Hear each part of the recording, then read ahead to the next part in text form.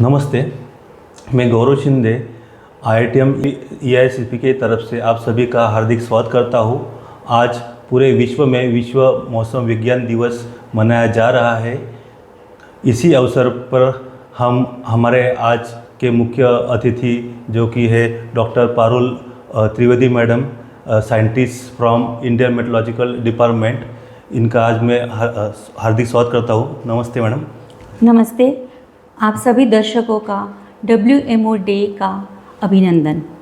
आज जो है हम मेट्रोलॉजी के बारे में डॉक्टर पारुल मैडम से जो है डिटेल में जानकारी लेने वाले हैं। तो मैडम, आपके लिए हमारा पहला सवाल है कि वर्ल्ड मेट्रोलॉजिकल डे 2025 के संदर्भ में हमारे दर्शकों को इस दिन का महत्व और मेट्रोलॉजी के बारे में जानकारी दीजिए। मीटियोलॉजी दो शब्द के कंजक्शन से बना हुआ शब्द है, मीटियोर और लॉजी। ग्रीक वर्ड मीटियोर का मतलब है हाई इन द स्काई और लॉजी का मतलब है स्टडी या ब्रांच। इस तरह से मीटियोलॉजी इज द स्टडी और science that deals with weather and related topics. जैसा कि मीटियोलॉजी वेदर रिलेटेड साइंस है, तो पूरे विश्व में वेदर और उसके संलग्न अन्य विषयों पर ध्यान देने के लिए वर्ल्ड मेट्रोलॉजिकल ऑर्गेनाइजेशन की स्थापना की गई है। 23 मार्च 1950 को वर्ल्ड मेट्रोलॉजिकल ऑर्गेनाइजेशन का कन्वेंशन लागू हुआ था और इसी याद में हर साल 23 मार्च को पूरे विश्व में वर्ल्ड मेट्रोलॉजिकल ऑर्गेनाइजेशन डे के रूप में इन विषयों पर महत्व जताने के लिए मनाया जा रहा है। भारत में इंडिया मेट्रोलॉजिकल डिपार्टमेंट, भारत मौसम विज्ञान विभाग वेदर रिलेटेड कार्य संभालता है और ये भारत के लिए गर्व की और हम सब के लिए खुशी की बात है कि IMD के director general doctor M Mahapatra sir WMO के वाइस प्रेसिडेंट हैं। धन्यवाद मैडम। आप IMD से पिछले कई सालों से जुड़े हुए हैं, तो हमें IMD के बारे में जानकारी दीजिए। IMD की स्थापना 1875 में हुई थी। इस तरह से देखें तो IMD पिछले 150 सालों से देश में अपनी सेवाएं प्रदान कर रहा है। अभी 2024 में IMD ने राष्ट्र सेवा के 150 साल पूर्ण किए। वैसे तो भारत में प्राचीन समय से मौसम के विविध पहलुओं का एक या दूसरे रेफरेंस पाए जाते हैं, परंतु 1875 में कोलकाता में सर्वप्रथम मेट्रोलॉजिकल ऑब्जर्वेटरी की शुरुआत हुई और आज देश में 560 IMD ऑब्जर्वेटरी का नेटवर्क है।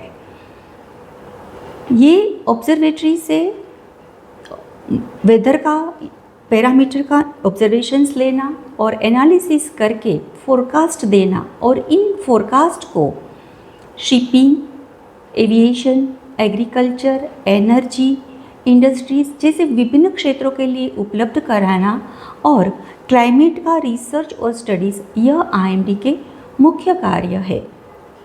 धन्यवाद मैडम। हम जानना चाहते हैं कि वेदर एंड क्लाइमेट में क्या फ़र्क है। आपने बहुत अच्छा प्रश्न किया है, क्योंकि यूजुअली हम वेदर और क्लाइमेट दोनों को एक दूसरे के सिनोनिम के रूप से ही जानते हैं, बट एक्चुअली इन दोनों में बहुत बड़ा डिफरेंस है। वेदर करंट स्काई कंडीशन को रिप्रेजेंट करता है, जबकि climate long period average weather condition को बताता है, जो कि 30 साल और ज़्यादा लंबे समय के लिए ऑब्जर्व किया जा रहा हो। जैसे कि पूना का वेदर कैसा है, यह पूछने पर हम करंट स्काई की जो कंडीशन है उसके बारे में बताएंगे। जैसे कि आज गर्मी है, रात को ठंडा हो रहा है, वगैरह वगैरह। लेकिन पुणे का क्लाइमेट कैसा है, यह पूछने पर पिछले लंबे समय अवधि में जो वेदर को ऑब्जर्व किया जाता है उसकी बात बताएंगे। इसीलिए पूना का क्लाइमेट कैसा है, यह पूछने पर हम ये कहेंगे कि पूना का क्लाइमेट बहुत अच्छा है, न ज़्यादा गर्मी न ज़्यादा ठंडी। हालांकि ये अलग बात है कि पिछले कुछ सालों से पुणे में भी 40 डिग्री सेल्सियस से ज़्यादा टेम्परेचर मई जून में ऑब्जर्व किया जाता है। जैसे कि आपने बताया मैम कि वेदर फोरकास्ट आईएमडी के कार्य में से एक महत्वपूर्ण कार्य है, तो इसके बारे में हमारे दर्शकों को बताइए।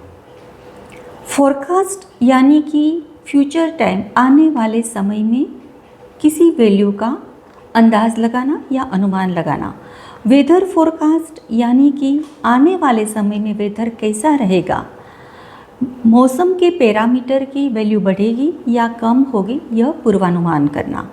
Air temperature, atmospheric pressure, humidity, wind, rainfall, यह सब वेदर के मुख्य पैरामीटर है। आईएमडी के ऑब्जर्वेटरी में जो इंस्ट्रूमेंट रखे हैं, यह इंस्ट्रूमेंट से ये वेदर पैरामीटर का ऑब्जर्वेशंस लेके उसको एचक्यू में ट्रांसमिट किया जाता है, और यह जिसकी वैल्यू को डाटा भी हम कहते हैं। इसके अलावा रडार, सैटेलाइट, रेडियो सोंडे आदि अन्य उपकरणों से जो ऑब्जर्वेशंस लिए जाते हैं, उनको भी साथ में जोड़ा जाता है। यह सब डेटा का एनालिसिस किया जाता है, और data analysis, high computing model output, climatological information और अनुभव के आधार पे फोरकास्ट किया जाता है। आईएमडी में डिफरेंस टाइम स्केल पे फोरकास्ट इश्यू की जाती है, जैसे कि नाउकास्ट कुछ घंटों के लिए, जिसकी वैलिडिटी लेस देन 24 आवर्स की होती है। 1 से 3 दिन के लिए शॉर्ट रेंज फोरकास्ट, जबकि 4 से 10 दिनों के लिए मीडियम रेंज फोरकास्ट और 1 मंथ या सीज़न के लिए लॉन्ग रेंज फोरकास्ट इश्यू की जाती है। फोरकास्टिंग के साथ में स्पेशलाइज्ड फोरकास्ट भी इशू किया जाता है, जैसे कि tourism, highway forecast, pilgrimage forecast, maritime forecast और साथ साथ health bulletin, flash flood bulletin, cyclone bulletin, mountain bulletin, वह भी फॉर डिफरेंट एप्लीकेशन और फॉर डिफरेंट सेक्टर्स के लिए इशू किया जाता है। आईएमडी ने पिछले कुछ सालों से इम्पैक्ट बेस्ड फोरकास्ट भी देना शुरू किया है, जो कि मौसम का प्रभाव कैसा और कितना होगा वो बताता है। और इसके अलावा, ये रूटीन फोरकास्ट के अलावा हम बात करें तो आईएमडी सीवियर या एक्सट्रीम वेदर के लिए वार्निंग्स भी इशू करती है। धन्यवाद मैडम। यह वार्निंग और सीवियर वेदर के बारे में हमारे दर्शकों को थोड़ी डिटेल में जानकारी दीजिए। सीवियर वेदर यानी कि बहुत बुरा मौसम, जो कि जीवन और संपत्ति को भारी नुकसान पहुंचा सकता है। यह सीवियर वेदर में हम heat wave, cold wave, very heavy to extremely heavy rainfall, thunderstorm, sandstorm, dust storm, hailstorm, very heavy snowfall, flash flood,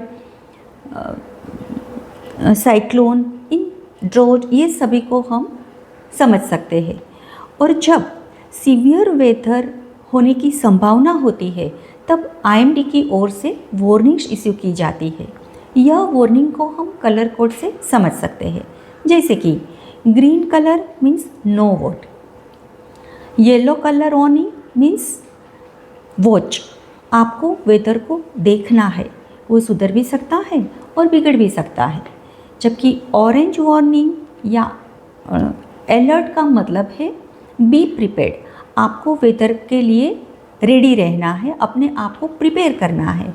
और फाइनली रेड कलर वार्निंग यानी कि हाई रिस्क। जब भी रेड कलर वार्निंग इशू की जाती है तो आपको आपके विस्तार में हाई अलर्ट है, जिस सीवियर वेदर के लिए ये वार्निंग इशू की जाती है। तो इस वार्निंग को फॉलो करते हुए आपको घर से बाहर नहीं निकलना है, और अगर जाना ही पड़े तो आपको पूरा प्रिकॉशंस और प्रिपेयर्डनेस के साथ ही चलना चाहिए। Okay, thank you ma'am. वैसे तो हम सीजन एंड मानसून के बारे में बातें करते हैं, बट मेट्रोलॉजी के पॉइंट ऑफ व्यू से आप इस बारे में विस्तार से हमें हमारे दर्शकों को बताइए। आईएमडी ने 4 सीज़न डिफाइन की है। विंटर सीज़न जनवरी और फरवरी सर्दी का मौसम। प्री मानसून सीज़न मार्च से लेके मई, गर्मी का मौसम। साउथ वेस्ट मानसून सीज़न यानी कि जून से लेके सितंबर, और पोस्ट मानसून सीज़न यानी कि अक्टूबर से लेके दिसंबर, जिसको नॉर्थ ईस्ट मानसून के रूप में भी जाना जाता है। मानसून भारत में प्रमुख सीज़न है और पूरे वर्ष की 85% से भी ज़्यादा बारिश इसी सीज़न में होती है।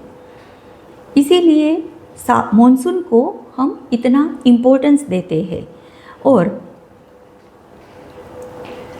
मानसून को हम समझे तो सूर्य की अपैरेंट पोजीशन में वार्षिक बदलाव होता है, जिसकी वजह से टेम्परेचर, प्रेशर, विंड, यह सब वेदर पैरामीटर में भी चेंज आते हैं।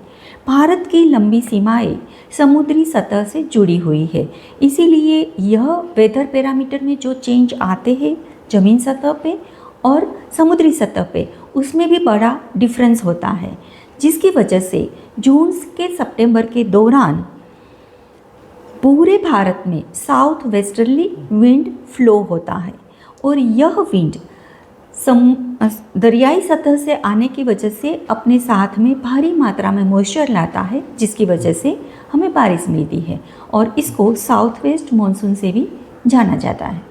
धन्यवाद मैडम। मानसून की बात हो रही है तो हम जानना चाहते हैं कि मानसून से जुड़े अन्य फैक्टर्स कौन से हैं। भारत देश में जो मानसून की सीज़न है उसमें भारत की भूभौगोलिक परिस्थिति के उपरांत विश्व के अन्य प्रदेशों के वेदर पैरामीटर्स, उसके वेदर पैरामीटर्स में आते हुए चेंजेस और उनका पैरामीटर वेदर कंडीशन का भी बहुत बड़ा इन्फ्लुएंस है, जिसमें El Nino, La Nina, intertropical convergence zone, Madden Julian oscillation, Tibetan high, यह सब प्रमुख है। और हम लोग अल नीनो, ला नीनो आजकल बहुत सुनते आ रहे हैं, इसीलिए मैं दर्शकों को इसके बारे में थोड़ा डिटेल से बताना चाहूँगी। इक्वेटोरियल पैसिफिक रीजन में जब ईस्टर्न पार्ट में compare to western part water temperature या सी सरफेस टेम्परेचर वार्मर होता है, तब इंडिया और एडजॉइनिंग पैसिफिक रीजन में, इंडिया और एडजॉइनिंग एशियन रीजन में बारिश बहुत कम होती है, जिसको हम अल नीनो के नाम से जानते हैं। इससे रिवर्स फिनोमिना है ला नीना। जब वेस्टर्न पैसिफिक में ईस्टर्न पैसिफिक के कंपेयर में ज़्यादा वार्मर होता है, तब वहाँ पे hot weather, low pressure system होता है और उसकी वजह से India and adjoining Asian region में अच्छी बारिश होती है, जिसको हम ला नीना के नाम से समझते हैं। और यह एल नीनो ला नीना की जो कंडीशन है वह क्रिसमस के समय में पाई जाती है, इसीलिए स्पेनिश वर्ड अल नीनो यानी कि क्राइस्ट बॉय और ला नीना यानी कि द लिटिल गर्ल, इस तरह से ये फिनोमिना को जानी जाती है। अच्छा, मानसून की ही बात हो रही है तो हम जानना चाहते हैं कि फ्लैश फ्लड क्या होते हैं। देखिए, फ्लड को हम पानी का हैवी फ्लो इस रूप में जानते हैं। जब किसी भी रिवर के कैचमेंट में हेवी रेनफॉल होता है तो हमें रिवर का फ्लड एक्सपीरियंस करते हैं। बट जबकि किसी स्मॉल रीजन में और बहुत ही कम समय में very heavy to extremely heavy rainfall होता है, तो तुरंत जो फ्लड की सिचुएशन बनती है उसको हम फ्लैश फ्लड कहते हैं। ओके, अभी गर्मियों का मौसम अभी गर्मियों का सीज़न चल रहा है, तो हमें हीट आइलैंड के बारे में बताइए। हीट आइलैंड यूजुअली शहरी विस्तार में पाया जाता है। शहरी विस्तारों में रोड, बिल्डिंग और कम वेजिटेशन की वजह से कुछ पॉकेट्स में सराउंडिंग से बहुत ही ज़्यादा टेम्परेचर होता है और इस तरह से हीट आइलैंड बनता है। आईएमडी की रिसर्च एक्टिविटी के बारे में कुछ बताइए मैम। आईएमडी में एटमॉस्फेरिक कॉन्स्टिट्यूएंट्स का मॉनिटरिंग और एनालिसिस, एयर क्वालिटी और एटमॉस्फेरिक इंटरेक्शन और क्लाइमेट चेंज स्टडीज़ का एक्सटेंसिवली रिसर्च हो रहा है। क्लाइमेट चेंज के बारे में आपने बताया और आजकल क्लाइमेट चेंज की बातें हम सुन रहे हैं, तो एक्चुअली क्लाइमेट चेंज हो रहा है मैम? देखिए, वेदर के चेंजेस को हमें तुरंत पता चलता है, जैसे कि मॉर्निंग से नून, नून से नाइट का टेम्परेचर में चेंज होना, उसको हम एक्सपीरियंस कर सकते हैं। बादल का दिखना, बारिश का होना, यह सब भी वेदर के चेंजेस है। परंतु climate long period average weather condition को रिप्रेजेंट करता है, इसीलिए क्लाइमेट में अगर चेंज हो रहा है तो उसका हम डायरेक्टली एक्सपीरियंस नहीं कर सकते। बट जैसे कि मैंने बताया, पुणे में मई जून में टेम्परेचर 40 डिग्री सेल्सियस से भी ज़्यादा होता है, उसकी फ्रीक्वेंसी बढ़ रही है, तो इसको हम क्लाइमेट चेंज का इफ़ेक्ट समझ सकते हैं। इसके अलावा भारत और विश्व के अन्य प्रदेशों में सीवियर या एक्सट्रीम वेदर बहुत ही ज़्यादा फ्रिक्वेंट और मोर इंटेंस हो रही है, जिसमें heat wave, thunderstorm, cyclone, droughts, flash flood, यह सब बहुत ही कॉमन होता जा रहा है। इतना ही नहीं, लेवल राइजिंग, मेल्टिंग ग्लेशियर, यह सब सिग्नेचर्स भी क्लाइमेट चेंज सिनेरियो को ही रिप्रेजेंट करता है, जो कि ज़्यादा रिस्की और वल्नरेबल है, और इसीलिए आजकल क्लाइमेट चेंज स्टडीज़ पे ज़्यादा जोर दिया जा रहा है। क्लाइमेट चेंज पैरामीटर में एंथ्रोपोजेनिक एक्टिविटी, मानव जनित गतिविधियों का भी बहुत बड़ा योगदान रहा है। Pollution, land use changes, green house gases का एमिशन, यह सब हमारे नेचर पे एडवर्स इफ़ेक्ट करता है, जिसका हमारे एनवायरनमेंट और इकोसिस्टम पर डिस्टर्बेंस क्रिएट करता है। इसीलिए क्लाइमेट चेंज प्रोसेसेस और इफ़ेक्ट को कम करना यह किसी एक देश के सरकार या पॉलिसी मेकर्स या साइंटिस्ट की रिस्पॉन्सिबिलिटी नहीं है, बट पूरे विश्व के सभी देशों के सभी सिटीजन्स का भी कर्तव्य है। क्या हम ग्रीन हाउस गैस के एमिशन करने वाले व्हीकल का उपयोग ना करके कभी कभी चलना पसंद करेंगे? क्या हम एयर कंडीशन का यूज़ जब बहुत ज़रूरी हो तभी ही करेंगे? क्या हम पॉलीथीन बैग जो कि रिसाइकल नहीं हो सकती, उसका उपयोग बंद करेंगे? हमारे डेली रूटीन लाइफ में ऐसी छोटी छोटी बातों को ध्यान में रख के हम भी क्लाइमेट चेंज मिटिगेशन में हमारा सहयोग कर सकते हैं। धन्यवाद मैडम। आज के विश्व मौसम विज्ञान दिवस के अवसर पर आप हमारे दर्शकों को कुछ मैसेज देना चाहोगे मैडम? आजकल due to advancement in technology, development of infrastructure and availability of high computing system and early warning system, weather forecast की एक्यूरेसी बहुत बड़ी है। ईयर 2023 में एक्सट्रीमली सीवियर साइक्लोन बिपरजॉय के केस में नो कैजुअलिटी, नो डेथ, यह एक बहुत बड़ा अचीवमेंट है। IMD मिशन मॉनसून और मिशन मौसम के अंतर्गत हर मौसम हर घर मौसम, यह नारा लिए हुए ग्राम पंचायत लेवल तक वेदर की फोरकास्ट और इन्फॉर्मेशन को पहुंचाने के लिए प्रतिबद्ध है। IMD की मौसम ऐप के अलावा रेनफॉल के लिए मेघदूत और लाइटनिंग के लिए दामिनी ऐप के ज़रिए हर व्यक्ति तक पहुंचने का प्रयास किया जा रहा है। और WMO डे 2025 की थीम भी यही है, closing the early morning gap together.